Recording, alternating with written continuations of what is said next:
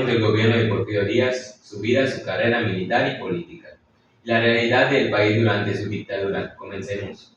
Hola, ¿qué tal? Soy Romina, seré su conductora.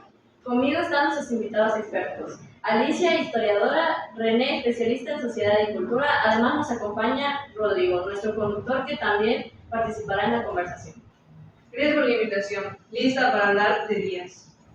Ya está, me encanta de estar aquí. Listo para aprender junto con ustedes. Alicia, empecemos por lo básico. ¿Quién fue Porfirio Díaz? Porfirio Díaz nació en Oaxaca en 1830, en una familia humilde. Sus primeros estudios fueron religiosos, pero pronto decidió unirse al ejército. Participó en la Guerra de Reforma y se convirtió en héroe durante la intervención francesa, especialmente por su victoria del 2 de abril de 1867. Esa fama lo impulsó hacia la política. Así que fue más militar que político al inicio. Exactamente. Primero fue un soldado y después gobernador. Ok, a ver, la carrera militar y política de Porfirio Díaz. ¿Y cómo pasó de militar a convertirse en presidente? Después de la caída del Segundo Imperio, Díaz buscó llegar al poder. Intentó derrocar al gobierno con el Plan de la Noria en 1871 y más tarde con el Plan de Tuxtepec en 1876. Con este último lo consiguió y llegó a la presidencia, aunque llegó prometido sufragio efectivo, no reelección. Terminó gobernando más de 30 años, consolidando un régimen autoritario. Sí, su gobierno es famoso por el orden, pero también por la falta de libertad. Bueno, en este punto vamos a hablar de la economía, política, vida social y cultura. La economía. Hablemos del porfiriato. Alicia, ¿cómo era la economía en este periodo? Tuvo un crecimiento enorme. Se construyeron miles de kilómetros de ferrocarriles, aumentó la minería, la agricultura comercial y la inversión extranjera. México se modernizó económicamente. Pero me imagino que no todos se beneficiaron. La riqueza se concentró en manos de élites y empresas extranjeras. Bueno, continuamos ahorita con la política. ¿Qué pasaba políticamente? Era una dictadura. Díaz controlaba las elecciones, la prensa y a los gobernadores. La paz porfiriana se mantenía mediante represión, censura y control militar. Cualquiera que se opusiera era callado o perseguido.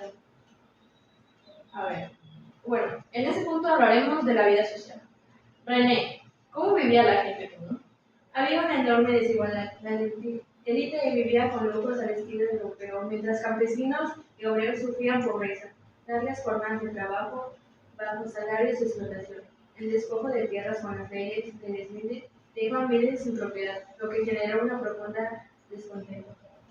Entonces progresó arriba y sufrimiento abajo.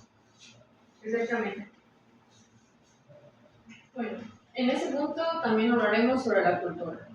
¿Y en cultura? Hubo avances importantes, modernización de ciudades, construcciones de teatros, museos, escuelas y promoción de artes. México quería verse moderno como Europa, pero eso también hizo que se desapareciera parte de la cultura tradicional mexicana. El país se veía elegante, pero era una fachada. Entonces, el porfiriato fue una época de modernización económica, pero también de represión y desigualdad. Todo esto llevó finalmente al estallido de la Revolución Mexicana en 1910. Así es, un periodo contradictorio, progreso y abuso al misterio tiempo. Por eso, su figura sigue generando debate hoy. Y por eso es importante conocer este capítulo para entender nuestra historia. Gracias por escuchar las voces de la historia. Nos escuchamos en el próximo episodio. Pero Nino, si yo te regalo este piñón, ¿qué decís? Uy, qué emoción.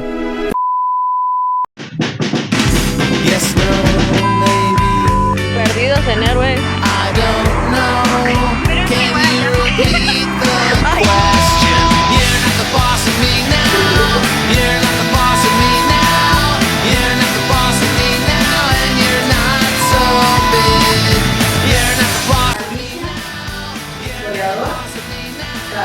Especialista en